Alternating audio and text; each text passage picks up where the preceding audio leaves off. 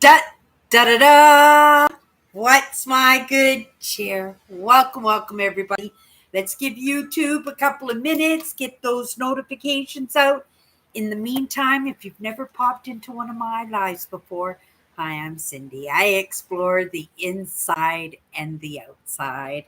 And I have just come off of my computer editing my last video from my trip that I took in September.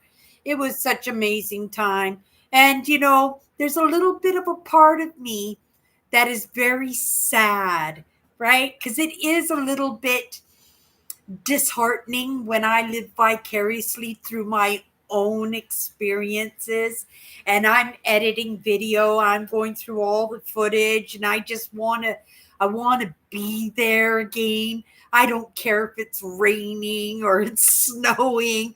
I just want to be there. I want to experience it differently, right? I experienced it the way I experienced it when I went on my trip. But there were lots of things that I could have done better. There were lots of things I didn't need to do at all, like all the gear that I took. But we don't get an opportunity to course correct on the norm in our lives. Lots of times it's just living your life and having these experiences and then just having those experiences be memories, right? Sometimes good memories, sometimes bad memories, sometimes a little heartbreaking, like for me when I went on my trip and then I come home and I'm editing video and you know it's just part of the process. Nobody's going to edit my content for me. And on top of it, that sadness is not like I'm a masochist or anything, but that sadness is just an indicator to me about how much I truly love what I do. I really love hitting the road. I love my road trips. I love camping. I love provincial parks. I love the trails. I love walking through the forest, walking along beaches. It was just something just to compound the truth for me about how I really am on the right path to creating whatever I meant or was meant to create in my life. And it may not look like what I was truly meant, right? I didn't wake up to these ideas until well into my 50s, right? And that's the truth. And I can imagine that there are a lot of experiences in my life that I'm just never going to get to have, that I was meant to have, right? Lots of relationships that were supposed to be in my life, but I didn't get to have those relationships. But in saying that, I have to say, knowing that and riding the waves and adapting and conquering, right? It's a different experience. And those different experiences, if, right, I was able to go back and redo it again, I would miss out on, right? I would miss out when I'm 80 years old, rocking in my rocking chair and telling my nieces and nephews about the story of the year that I took off on my provincial park tour and my tent didn't work on day 3 and I had to do the whole trip sleeping in a compact car, right? And it would be an amazing story because there was resilience in that. There was determination in that experience. There was still lots of joy and gratefulness to actually have somewheres to sleep, right? Because that car could have been even smaller. The seats might not have gone down. I might have had to sit upright in my vehicle. Maybe the vehicle broke down and not the tent. Wouldn't that have been a sad situation? right? That would have been a very sad situation. Scary, frustrating, frustrating. Oh my goodness. I couldn't even imagine if I was out at one of those parks and my car just died on me, right? And then I'm down walking some trail and I've just used the last drop of power in my camera to film my adventure. And I don't even have a way to ask for help, especially in the couple of parks that I was in this year because I go on these trips so late in the season. Like, for the most part, most of the parks that I did this year, I was in there last week before they shut down for winter, right? So a lot of those parks, they would drive through, the park employees, they would drive through in the park trucks and just to make sure that everything was good. But I suspect that there weren't a lot of going ons in the park because a couple of those parks, I was the only camper this year. I really love September in going on these trips that I take. I love every season, but particularly fall has something so special about it, you know, so special that it affects me in a way that doesn't even make me consider taking that trip in a different season. And that's the truth. It wouldn't be the same. I would be dealing with heat and bugs and lots of people out on the beach. And though I do like people and I do love going to the beach and seeing all that action and being a spectator, right? And a student, because you can be a student in that just by looking at different bathing suits and stuff and go, oh my goodness, what a nice bathing suit. I would love to have that. And right, we learn through all these processes, but those are our experiences, and we learn through every single one of our experiences in life if we choose to, if we're paying attention. But for lots of us, we don't, right? Lots of times we get to work at 9 o'clock in the morning and you don't even remember the drive to work, right? Because that's how consistent, routine, routine that our lives are. They're just the same from one day to the next. And I think that's probably why I love fall so much, because it's change. And not only is it change for the season, but it's change every single day. Every single day. It starts in the middle of September and goes pretty much these days till the end of October. And the process of the is it death? It's not death. It's going to sleep. It's hibernation. It's renewal, right? It's the rest before renewal. You have to shed everything, like the forest and the bushes and the trees. They shed everything, right?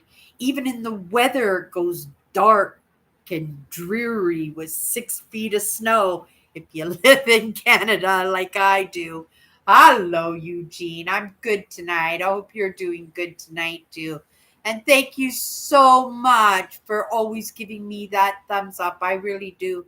I really do appreciate that, Eugene. Has life been good to you as of late? We really haven't had a conversation in a while. Popped in, always in that courtesy of popping in and saying hi. But, when you first started coming in, we were having little short conversations. But I sure would like to know if your week has gone well tonight, or gone well this week, right? But I was just talking about editing my video. So it's done. So I just have to write a description, right? Do the fine details, and then we're going to upload. I could do it tomorrow, but we've been consistently uploading my videos on Wednesday, so we'll just wait until Wednesday, and maybe tomorrow I'll go for a walk. Maybe tomorrow I'll go visit one of my sisters.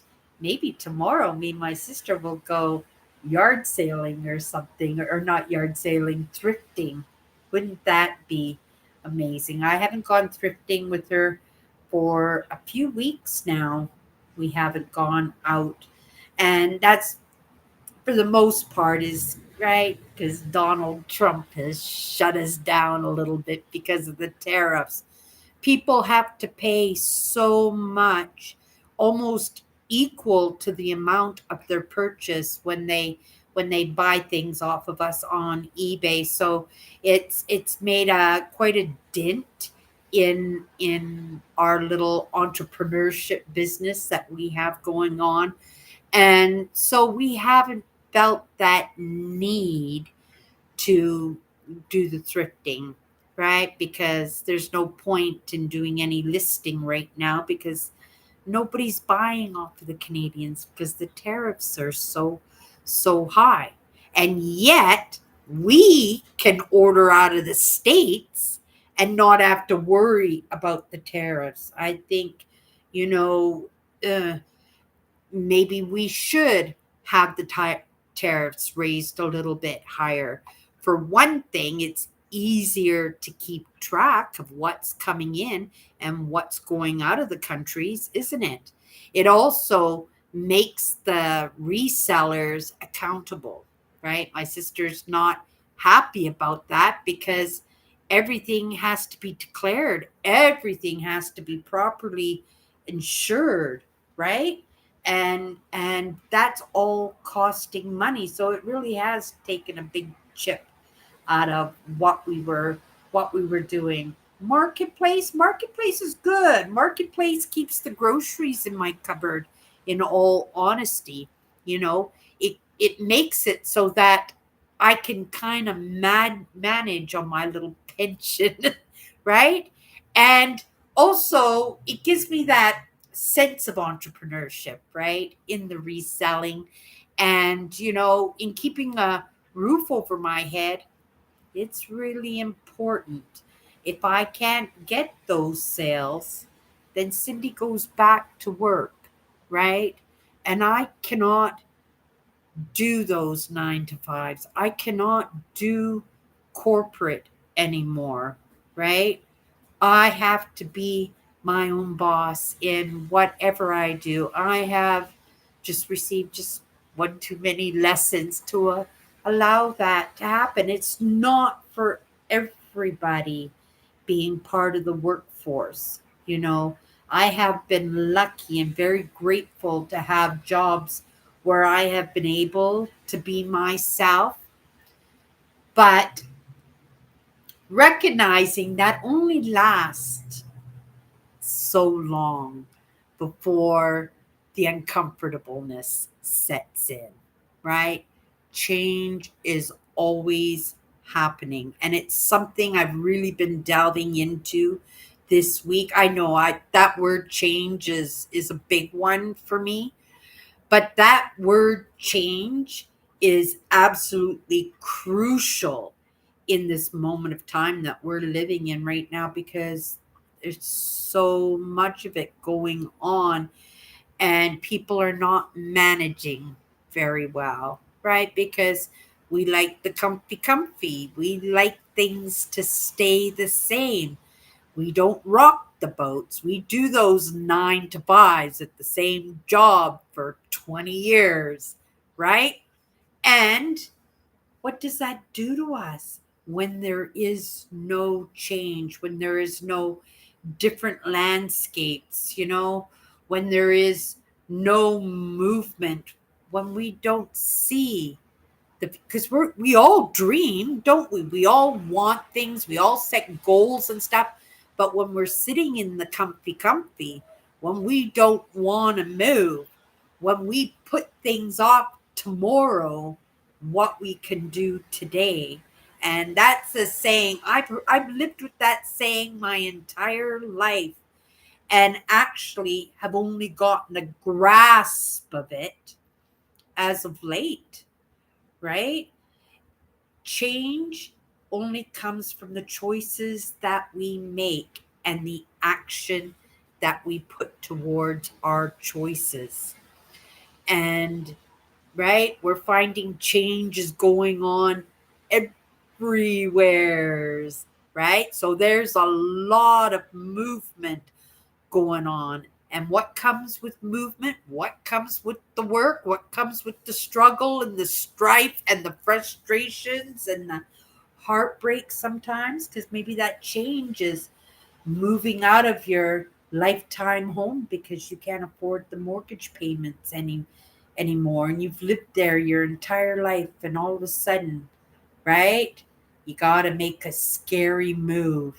And it's scary, it's frustrating, and it's no guarantees in how things are going to land, right? It's one of the reasons why I do these trips every September. Of course, it's a stockpile of rest that I definitely do need at the end of my fiscal year. But more importantly, it's to ignite physical change into my life because I am so grounded in what I do, and grounded is the process of learning my craft, practicing my craft. And I can't do that out in the bush. Well, I guess, well, for myself, I could, but it's in our interactions with each other. It's being able to have conversations and pass on the lessons and the how to's, and to recognize that we are not in it all by ourselves, that there are other people in it too, right? And even though they're doing something different, they're still making movement. And those are the people that I want to be hanging out with, are the movers, right?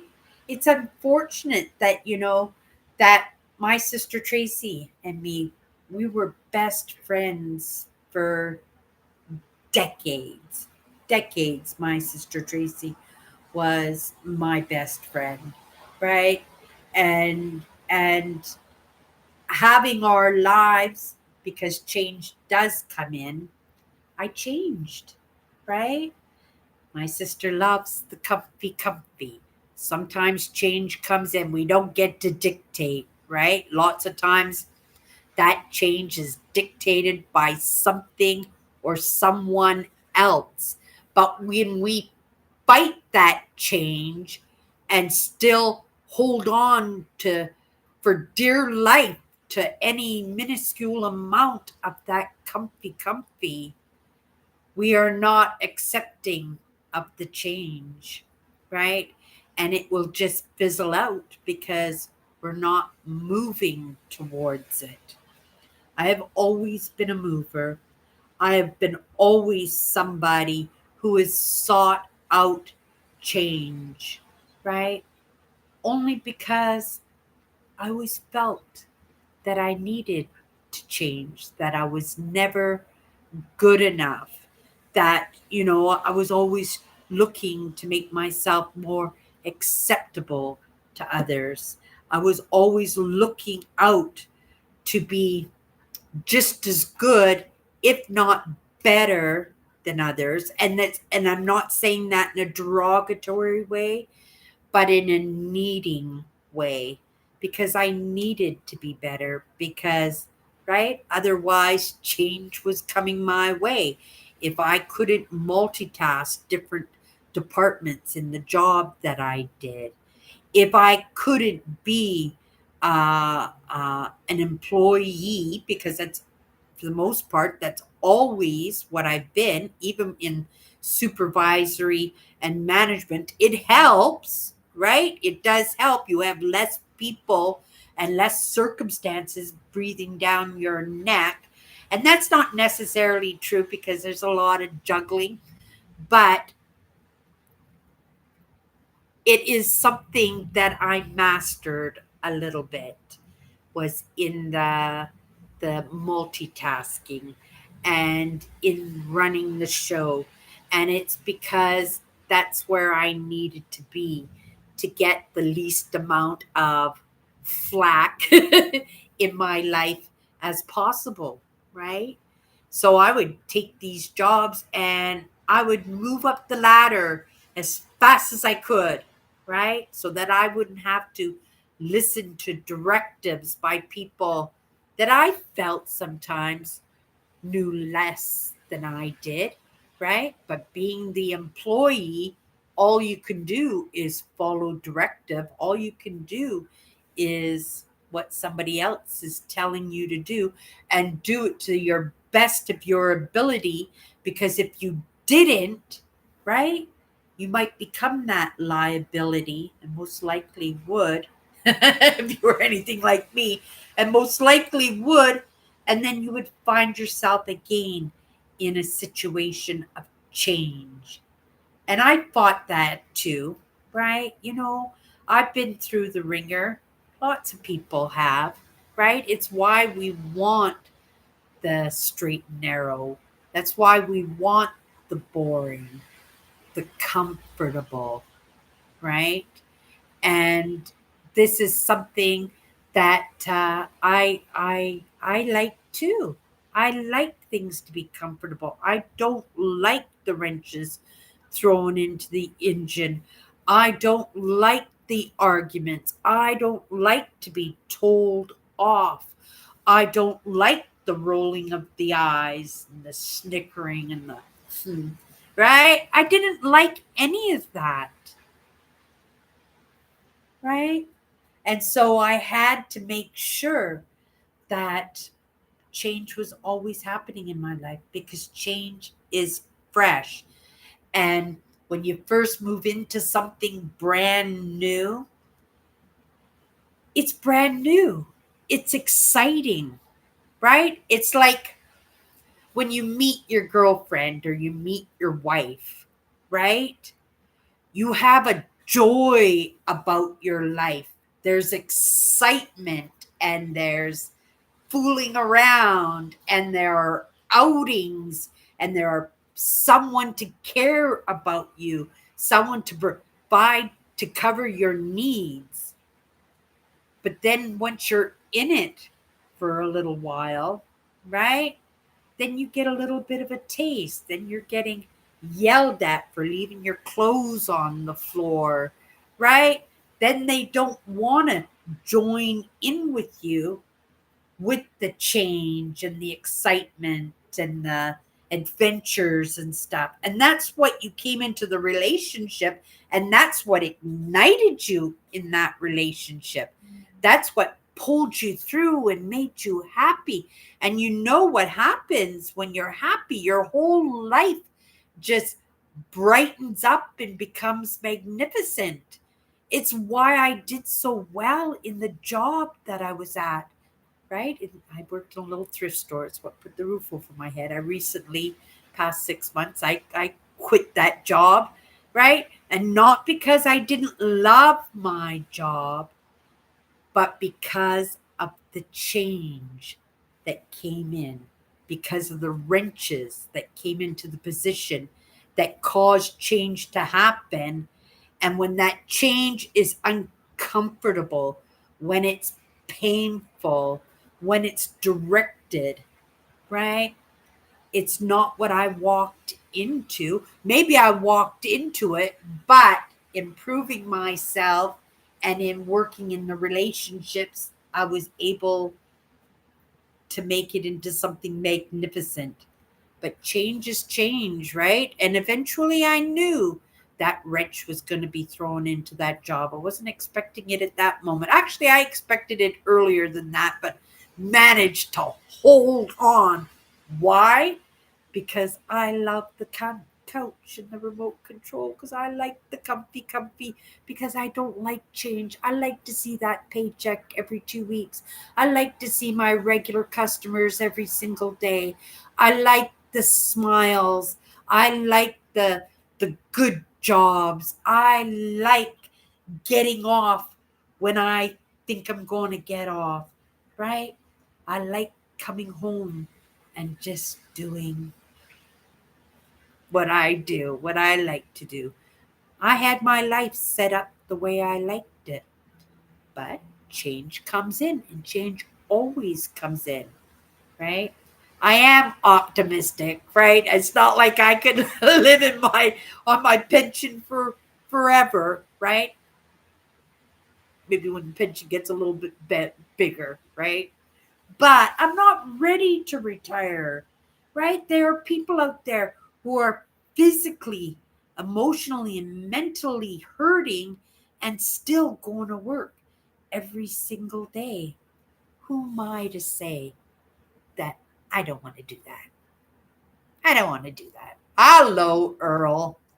Oh my goodness. Something held for review. Um, I'll take a look at that after my live and see something got retracted. Google didn't let something come through in the comments. That doesn't happen very often, but it caught my attention right off the hop. So back into this word change.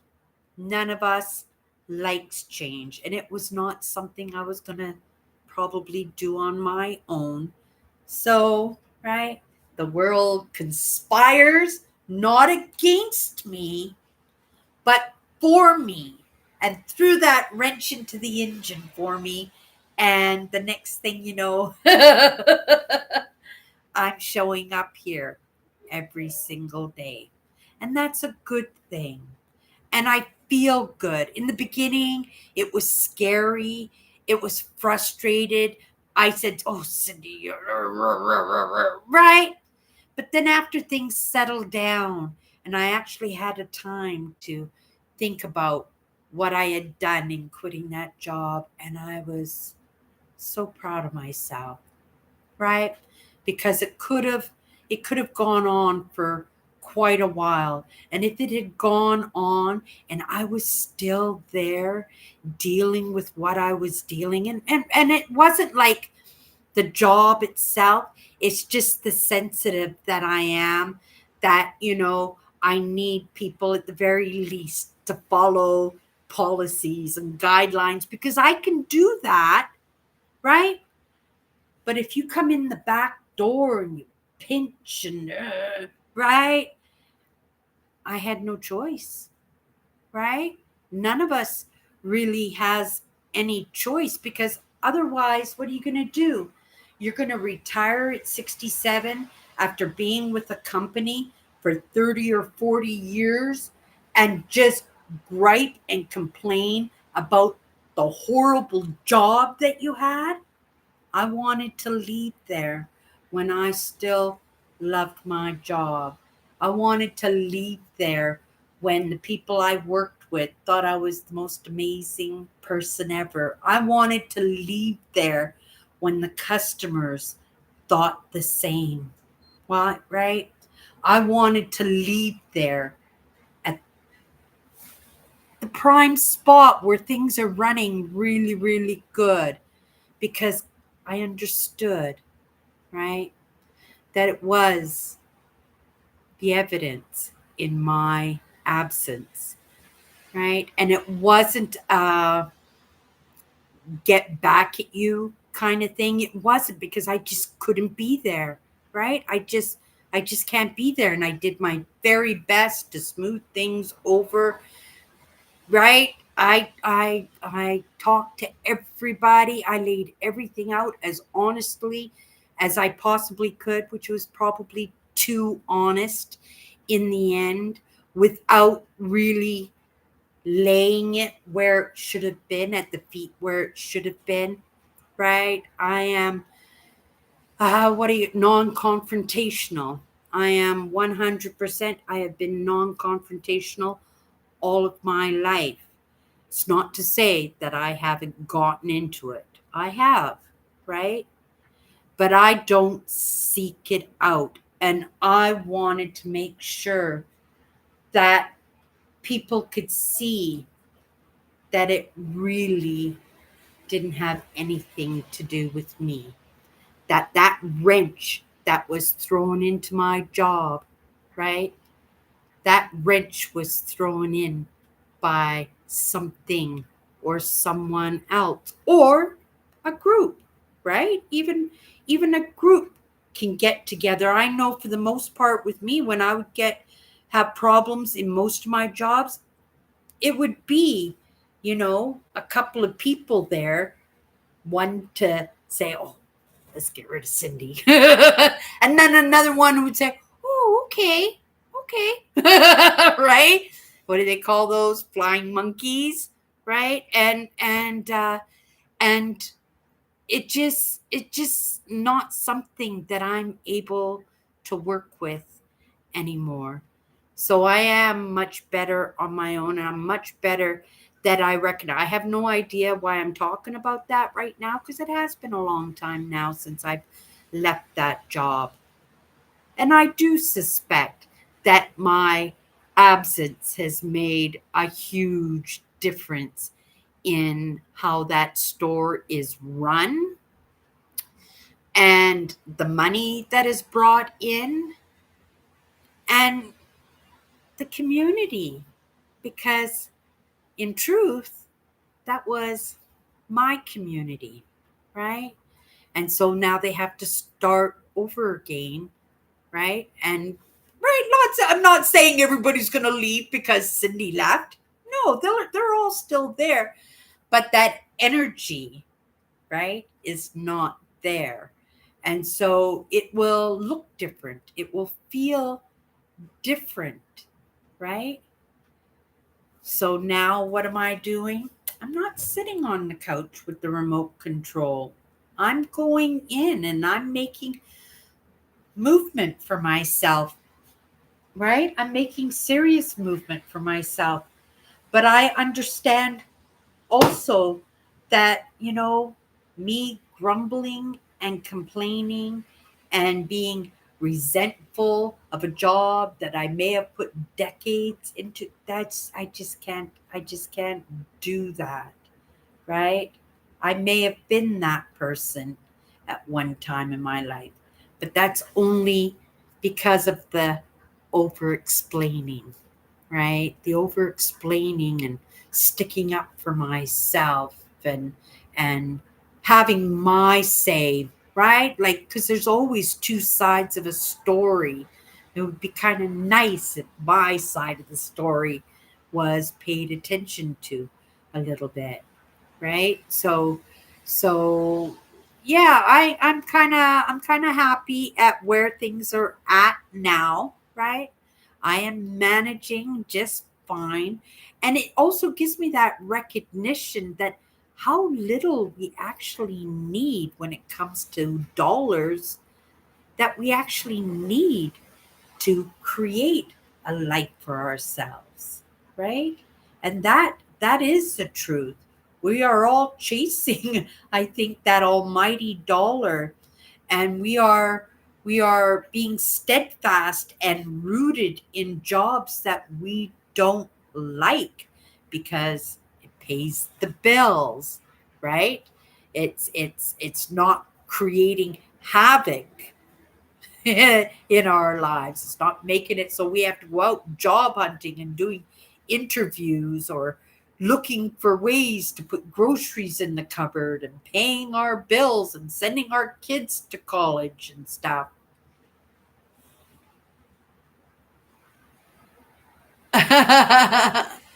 Oh my goodness.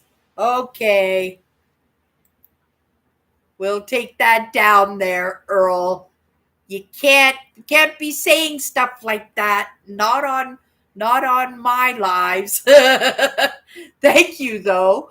Two sides to a story, but only my side matters. Ah, I don't know. I always try to listen. I always go back to that idea of, what was it, King Solomon, when that woman come with the baby and said, "This is my baby," and then another woman says, "No, that's my baby." And then King Solomon, was it King Solomon? Maybe it was. King Herod. I don't know. And he says, okay, well, then let's just split the baby in half. And he takes the sword to go and cut the baby in half. And then the one woman goes, no, no, no, don't do that. Let her have the baby. Let her have the baby. And then the king picked up the baby and gave it to the woman and said, you're obviously the mother of this child, right? Because this other woman would have been okay with splitting the baby in half. Two sides to every story. You have to listen to both sides. You have to listen to all the sides. Everybody and their dog has an opinion. Everybody does. But if they're in your story, if they're part of the conversation, you got to at very least listen to their opinion. There are so many times in my experiences that I just had to admit, oh, your idea is so much better. Let's do it your way. Or even in the lessons that I take that rub me the wrong way, that are not digestible. And I go, oh my goodness, right? Really? Really? And then the video is over, the conversation is over, or if it's right, sometimes I sit in the university lectures and then that's over, and then I'll just sit here or I'll go for a walk and I'll replay the conversations in my head and I go, oh my goodness, that's what they meant, right? And then you have a new insight. But if I didn't give somebody that opportunity to explain their point of view, I would still be stuck on my point of view, right? Because I could be just as stubborn, and not only just as stubborn, you know, a lot of things have been projected into me, right? Projected onto me, right? Um, Throughout my life, and that I have taken them on as truths. And when they say it's like peeling an onion, literally, it's like peeling an onion, because you get to recognize that, oh my goodness, I believe that because somebody told me, right? I believe that because I read it somewhere. I believe that because that's the way it fits into my life. And so that's the way it is, right? That just doesn't sit well, right? Everybody has a right to have a conversation. Even you, Earl, and that comment. You would, aw, thank you. Thank you, Earl. But right in this moment, that's not high on my priority. That's not high on my priority list, getting married again. I don't know if I ever would. I have been single now for a couple of decades for sure. 20 years. Have I been separated for 20 years? Oh, yeah, I've been separated for 20 years now. It doesn't seem like 20 years, right? It doesn't seem that long ago, but that's time, right? And that's time. And those experiences changed me, right? So again, I would have to have a few conversations and I would have to sit and listen, right? To point of views, see if Earl can convince me that I need a husband number two, right? I would sit and I would listen to you. But it probably wouldn't be my thing, right? It's just the way life plays out for us.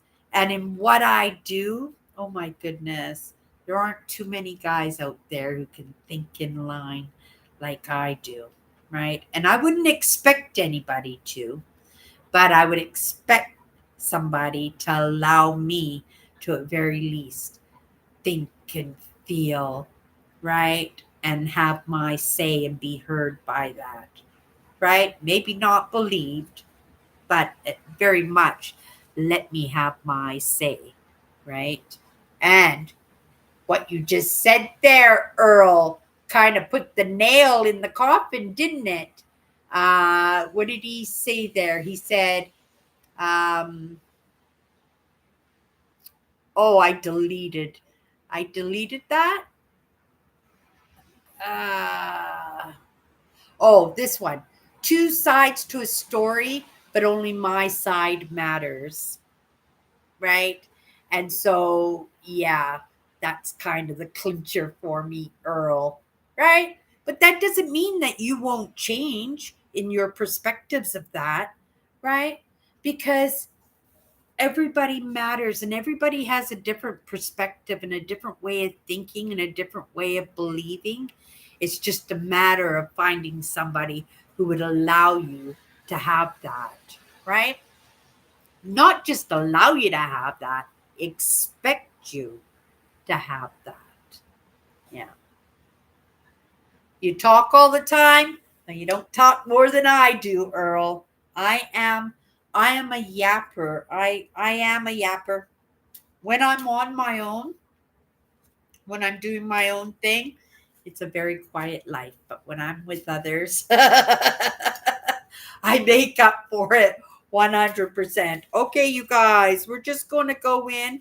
We're going to grab a card. We're just going to go into it for a couple of minutes. And then we're going to call it a night. I got some stuff done today. And yeah, tomorrow I can do a little bit for myself, right? I can gift myself whether I want to go for a walk. I don't know if I want to go for a walk. Tomorrow it's supposed to downpour all day long. Not like I don't mind the rain. I might still go for a walk, but I'm less inclined to if it's already going on, right? But yeah, I might take in some insight, some conversations. I might be doing some house projects. Pretty caught up with what's going on here. It's in that stage of getting things done. Okay, you guys, let's just pull a card here. Just go into it for a couple of minutes. And first perspective, first thing that comes to my, oh my goodness, you guys. Wow, 54 words. Not only have we gotten this card already this week, right?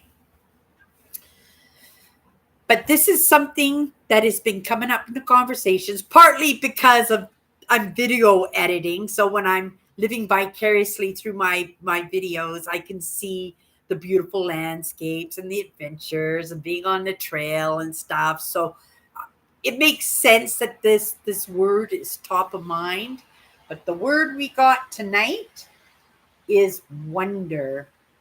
Wonder is the majesty of what's being presented, right?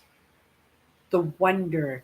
And that's part of what I love about change is the offerings. And that's pretty neat that I'm that's the first thing that came to my mind because in the beginning of this conversation we were talking about change, right?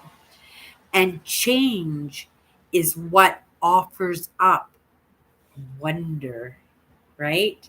For me, the change in my scenery, the change in my jobs, the change in the conversation, the change in my relationships, right? That all leaves me like this, right? And it's magnificent. And I will follow suit in those experiences, conversations, adventures, just to have the opportunity to have that feeling of wonder, right? Wonder is the majesty of what's being presented. It's why I love YouTube. Oh my goodness. It keeps me in wonder constant. It's not just keeping me busy. I'm being selective in what I'm allowing to give me that feeling, right? But I think that's what I'm searching out for is the feeling of it, right? That, oh my goodness, look at it. Look at that. Look at the sky. It's so beautiful. And it allows me to immerse myself in moments, right? In moments that offer me up the feeling of wonder, right? Wonder is an emotion in all actuality. It is, because it does something to you. It fills you up. It gives you a sense of curiosity. It gives you the, like, how did that happen? Or oh my goodness, who would have ever thought, right? And right, it offers up majesty of what's being presented. It's just the majesty of it all. It's the feeling, it's the whole package. It's the wow. Wow. I love this word. I'm just curious as to why it's come across my path so many times this week, right? Right? Am I about to have my world explode on me in wondrous colors, wondrous conversations, experiences, adventures, right? That wonder normally doesn't come with the pain, the grief. It can be the relief of frustration when you finally work through something and then you hit it perfect and you go, wow. It can happen that way, but never in the moment of anger or frustration or heartbreak, because of the feeling that it gives you. Wonder fills you up, right? Wonder fills you up. Am I chasing wonder? Is that what I'm chasing? No, I'm chasing curiosity. Okay, you guys, that's my good chair.